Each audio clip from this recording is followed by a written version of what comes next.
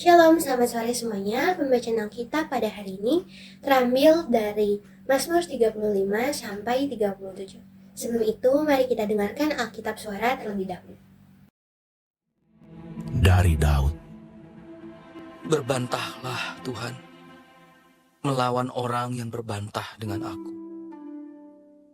Berperanglah melawan orang yang berperang melawan aku. Peganglah perisai dan utar-utar. Bangunlah menolong aku.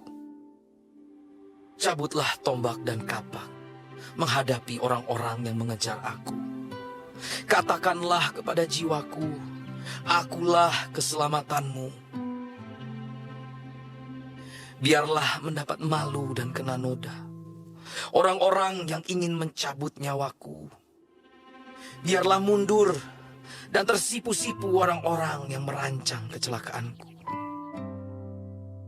Biarlah mereka seperti sekam di bawah angin, didorong malaikat Tuhan. Biarlah jalan mereka gelap dan licin, dan malaikat Tuhan mengejar mereka. Karena tanpa alasan, mereka memasang jaring terhadap aku. Tanpa alasan mereka menggali pelubang untuk nyawaku. Biarlah kebinasaan mendatangi dia dengan tidak disangka-sangka. Jerat yang dipasangnya, biarlah menangkap dia sendiri. Biarlah ia jatuh dan musnah. Tetapi aku bersorak-sorak karena Tuhan. Aku girang karena keselamatan daripadanya. Segala tulangku berkata, "Ya Tuhan, siapakah yang seperti Engkau, yang melepaskan orang sengsara dari tangan orang yang lebih kuat daripadanya, orang sengsara dan miskin dari tangan orang yang merampasi dia." Saksi-saksi yang gemar kekerasan bangkit berdiri. Apa yang tidak ku ketahui, itulah yang mereka tuntut daripadaku. Mereka membalas kebaikanku dengan kejahatan. Perasaan bulus mencekam aku. Tetapi aku, ketika mereka sakit, aku memakai pakaian kabung. Aku menyiksa diriku dengan berpuasa, dan doaku kembali timbul dalam dadaku. Seolah-olah temanku atau saudarakulah yang sakit. Demikianlah aku berlaku, seperti orang yang berkeluh kesah karena kematian ibu. Demikianlah aku tunduk dengan pakaian kabung. Tetapi ketika aku tersandung jatuh, bersukacitalah mereka dan berkerumun melawan aku. Orang-orang asing yang tidak kukenal menista aku dengan tidak henti-hentinya. Dengan fasik mereka mengolok-olok terus, menggertakkan giginya terhadap aku. Sampai berapa lama, Tuhan, Engkau memandangi saja? Selamatkanlah jiwaku dari perusakan mereka, nyawaku dari singa-singa muda. Aku mau menyanyikan syukur kepadamu dalam jemaah yang besar. Di tengah-tengah rakyat yang banyak, aku mau memuji-muji Engkau. Janganlah sekali-kali bersukacita atas aku orang-orang yang memusuhi aku tanpa sebab, atau mengedip-ngedipkan mata orang-orang yang membenci aku tanpa alasan. Karena mereka tidak membicarakan damai, dan terhadap orang-orang yang rukun di negeri, mereka merancangkan penipuan. Mereka membuka mulutnya lebar-lebar terhadap aku dan berkata, "Syukur, syukur, mata kami telah melihatnya." Engkau telah melihatnya, Tuhan. Janganlah berdiam diri, ya Tuhan. Janganlah jauh daripadaku. Terjagalah dan bangunlah membela aku, membela perkaraku, ya Allahku dan Tuhanku.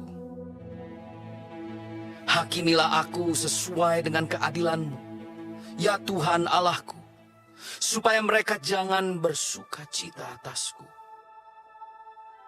Janganlah mereka berkata dalam hatinya, syukur, itulah keinginan kami. Dan janganlah mereka berkata, kami telah menelannya. Biarlah bersama-sama mendapat malu dan tersipu-sipu orang-orang yang bersuka cita atas kemalanganku. Biarlah berpakaian malu dan noda orang-orang yang membesarkan dirinya terhadap aku. Biarlah bersorak-sorai dan bersuka cita orang-orang yang ingin melihat aku dibenarkan. Biarlah mereka tetap berkata, Tuhan itu besar. Dia menginginkan keselamatan hambanya.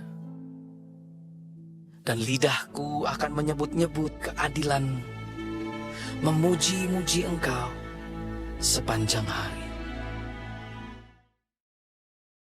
Pada hari ini kita akan membahas beberapa ayat dalam masing-masing perikop. Yang pertama kita akan membahas Kitab Mazmur 35 ayat 12-15 yang berkata, mereka membalas kebaikanku dengan kejahatan, perasaan bulus mencekam aku. Tetapi aku ketika mereka sakit, aku memakai pakaian kabung, aku menyiksa diriku dengan berpuasa dan doaku kembali timbul dalam dadaku. Seolah-olah temanku atau saudaraku lah yang sakit, demikianlah aku berlaku. Seperti orang yang berkeluh kesah karena kematian ibu, demikianlah aku tunduk dengan pakaian kabung. Tetapi ketika aku tersandung jatuh, bersukacitalah mereka dan berkerumun melawan aku. Orang-orang asing yang tidak kukenal menista aku dengan tidak henti-hentinya.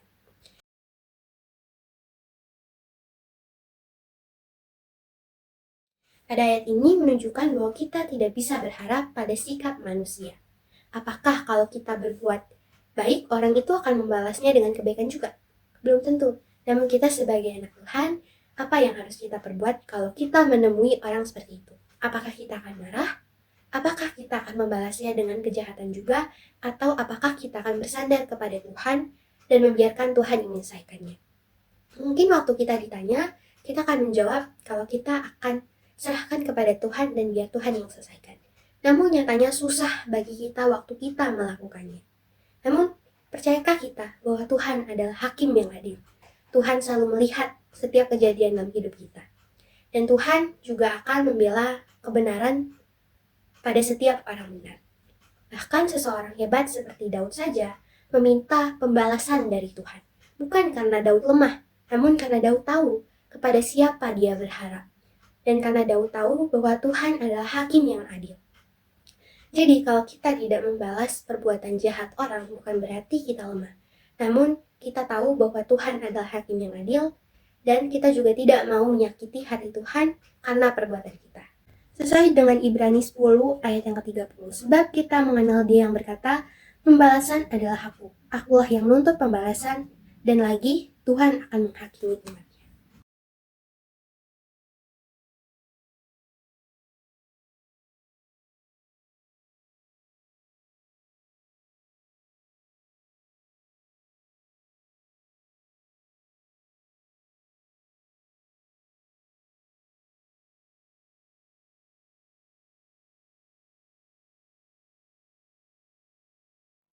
Untuk pemimpin biduan dari hamba Tuhan, dari Daud. Dosa bertutur di lubuk hati orang fasik.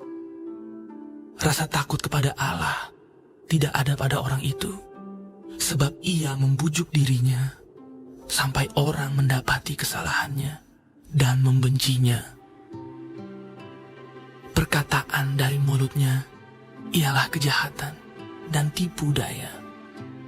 Ia berhenti berlaku bijaksana dan berbuat baik. Kejahatan dirancangkannya di tempat tidurnya. Ia menempatkan dirinya di jalan yang tidak baik. Apa yang jahat tidak ditolaknya.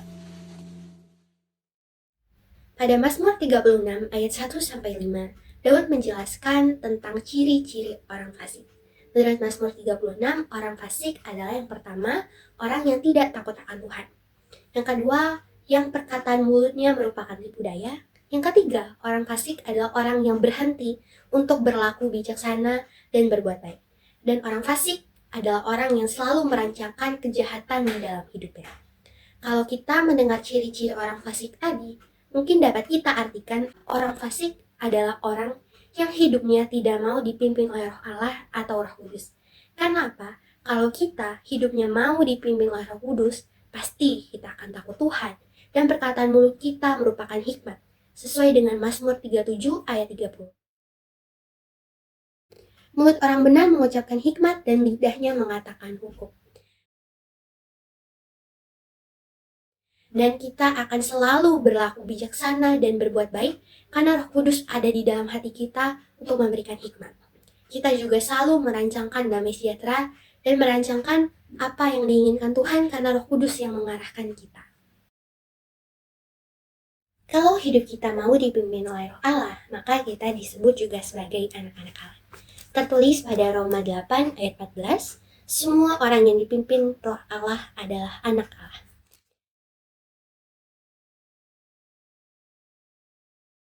Kalau dalam hidup kita mau dipimpin Roh Allah dan kita selalu menyenangkan hati Tuhan, hadiah yang kita dapat ada pada Mazmur 37.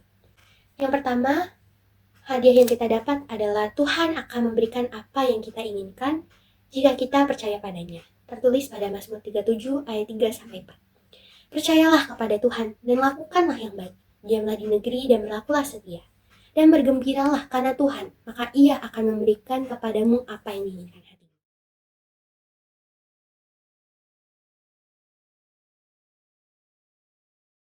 Lalu hadiah kedua adalah Tuhan selalu bertindak di dalam hidup kita.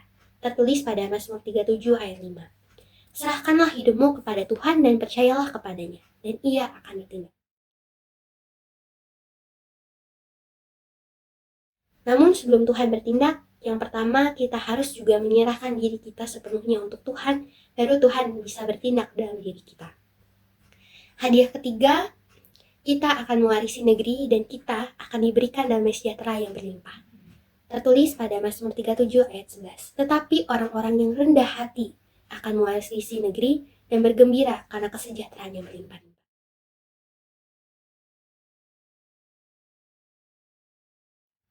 Jadi kalau kita mau mewarisi negeri, kalau kita mau diberikan Tuhan kesejahteraan yang berlimpah-limpah, yang pertama kita harus menjadi orang yang rendah hati.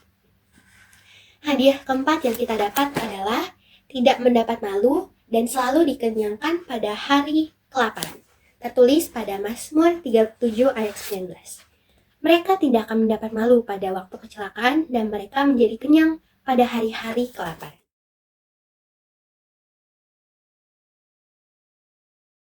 Hadiah kelima yang kita dapat adalah Tuhan selalu menetapkan langkah-langkah di dalam hidup kita. Meskipun kita akan jatuh, tetapi Tuhan gak akan biarin kita sampai tergeletak, karena Tuhan selalu menopang kita. Tertulis pada Mazmur 37 ayat 23-24. Tuhan menetapkan langkah-langkah orang yang hidupnya berkenan kepadanya. Apabila ia jatuh, tidaklah sampai tergeletak, sebab Tuhan menopang tangannya.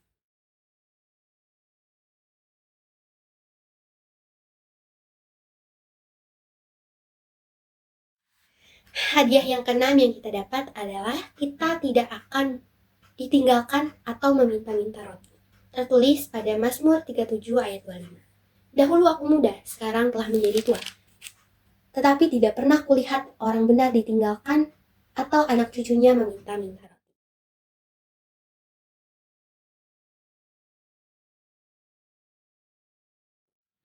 Yang ketujuh, Tuhan akan membela kita.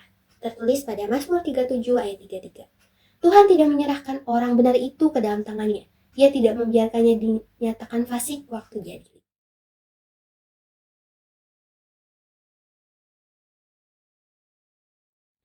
Jadi kita sudah mendengar 7 hadiah yang Tuhan kasih kalau kita mau hidup kita dipimpin Roh Tuhan. Bahkan masih banyak hadiah lagi yang Tuhan sediakan kalau hidup kita berkenan di mata Tuhan. Jadi, maukah kita dipimpin oleh Roh Tuhan dalam hidup kita?